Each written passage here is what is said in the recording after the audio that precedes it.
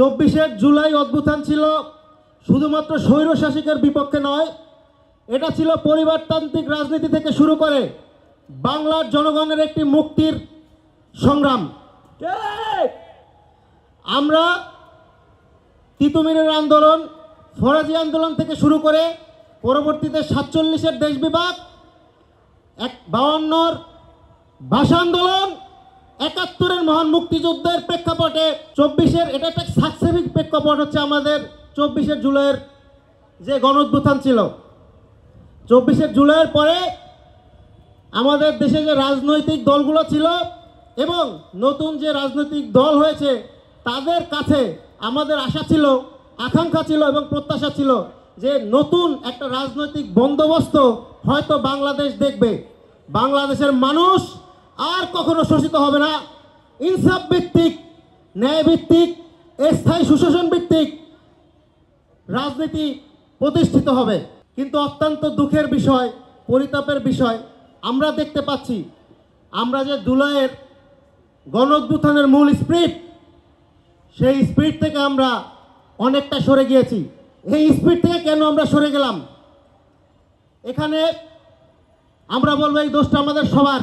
আপনি যেমন স্বৈরশাসককে 5ই আগস্টের পরে আর 1 মিনিটও থাকতে দেন নাই, তেমনি আপনি যদি আপনার জায়গা থেকে প্রতিবাদ করেন, বর্তমান সমাজে যেটা হচ্ছে, চাঁদাবাজি হচ্ছে, ধর্ষণ হচ্ছে, খুন হচ্ছে, সেটা কি হওয়া সম্ভব? আমাদের নিজেদের জায়গা থেকে সবাইকে সচেতন হতে হবে। আমরা একটা কথা বলতে চাই, বাংলাদেশ রিপাবলিক পার্টি ক্ষমতার রাজনীতি নয়, ভোটের রাজনীতি নয়, আমরা জনগণের রাজনীতি করতে এসেছি। আমরা বাংলাদেশপন্থী হতে চাই। আমরা কোনো দিল্লিপন্থী না, পিন্ডিপন্থী না, নিউ ইয়র্কপন্থী না। আমরা বাংলাদেশপন্থী রাজনীতি করতে চাই, যারা আমাদের সাথে ন্যায্যতার ভিত্তিতে সুসম্পর্ক স্থাপন করবে। সকলেই আমাদের বন্ধু, আমরা ন্যায্যতার ভিত্তিতে সকলের সাথে সম্পর্ক স্থাপন করতে চাই। জুলাই আন্দোলনে বাংলাদেশের সকল শ্রেণী পেশার মানুষ ঘর থেকে নেমে এসেছে। কেন নেমে এসেছে? কারণ এই যে 17 বছরে তাদের যে দুঃসহ যন্ত্রণা, একনায়কতন্ত্র, স্বৈরতন্ত্র, এই ফ্যাসিস্ট হাসিনা এবং তার দলবল যেটা কায়েম করেছিল, সেই কায়েম থেকে মুক্তি পেতে, যেটার ডাক বৈষম্য বিরোধী ছাত্র আন্দোলনের মাধ্যমে শুরু হলেও পরবর্তীতে দেশের সকল শ্রেণী পেশার মানুষের মাধ্যমে 5ই আগস্ট হচ্ছে এটার পূর্ণতা লাভ করে। কিন্তু এই যে আন্দোলনের স্পিরিট, এই আন্দোলনের স্পিরিট থেকে যখন আমরা সরে যাই, তখন আমরা এই যে কিছু দেশপ্রেমিক নাগরিক আমরা চিন্তা করলাম যে বাংলাদেশে এখন এমন একটা সময়, যেই সময়টা আগেরকার থেকে মানুষ অনেক বেশি সচেতন। আপনি যদি মানুষকে তার অধিকার, তার যে মৌলিক অধিকারগুলো আছেন, সেই অধিকার সম্পর্কে সচেতন করতে পারেন, তার পাশে দাঁড়াতে পারেন, অবশ্যই অ্যাট দ্য সেম টাইম বাংলাদেশের মানুষ আপনার পাশেও দাঁড়াবে এবং আপনাকে সাহায্য করবে। তো সেই জায়গা থেকে আমরা একটা জিনিস বলতে চাই, আমরা শুধুমাত্র কথার রাজনীতি করতে চাই না, আমরা কাজের রাজনীতি করতে চাই। আমরা বিআরপি কেন আসছি, কিসের জন্য আসছি, অনেক প্রশ্নের উত্তর সাংবাদিক ভাইদের হয়তো থাকবে, দেশের জনগণের থাকবে। আমরা এই উত্তর না শুধু বলবো, আমাদের দলের দিকে চোখ রাখুন, আপনারা জানতে পারবেন বিআরপি কি করবে এবং কেন আসছে। বিআরপি বিআরপি জিন্দাবাদ জিন্দাবাদ, বিআরপি বিআরপি জিন্দাবাদ জিন্দাবাদ, ইনকিলাব ইনকিলাব জিন্দাবাদ জিন্দাবাদ। সুপ্রিয় দেশবাসী, গভীর দুঃখের সাথে বলা যায় যে জুলাই ঘোষণাপত্র, যেটা আমাদের পরম আকাঙ্ক্ষা, এই ঘোষণাপত্র আমরা এখন পর্যন্ত ইন্টেরিয়ার গভর্নমেন্টের কাছ থেকে পেলাম না।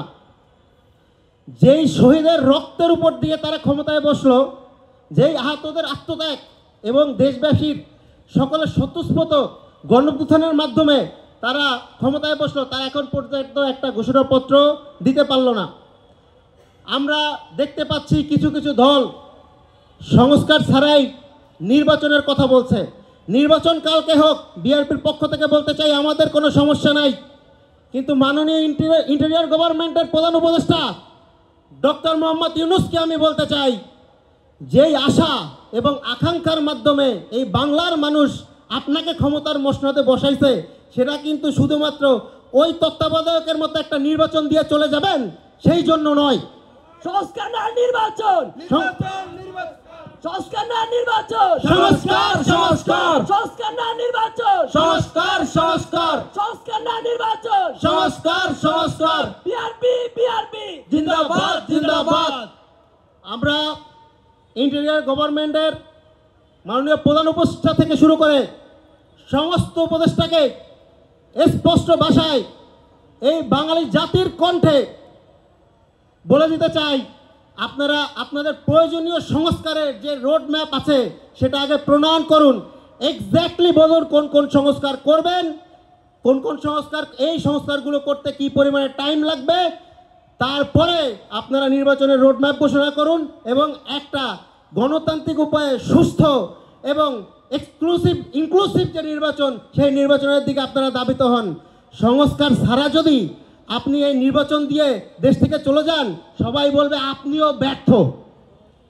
দেশের মানুষ আপনাকে সম্মান করে, আপনাকে শ্রদ্ধা করে, সেই শ্রদ্ধার জায়গা থেকে সারা বাংলাদেশের মানুষ, ছাত্র জনতা আপনাদের ক্ষমতার মসনদে বসাইছে শুধুমাত্র কারো চাপে, কারো কাছে মাথা নত করে, কোনো একটা টাইমলাইন ঘোষণা করে দিয়ে এই দেশ থেকে পালায়ে যাওয়ার জন্য নয়।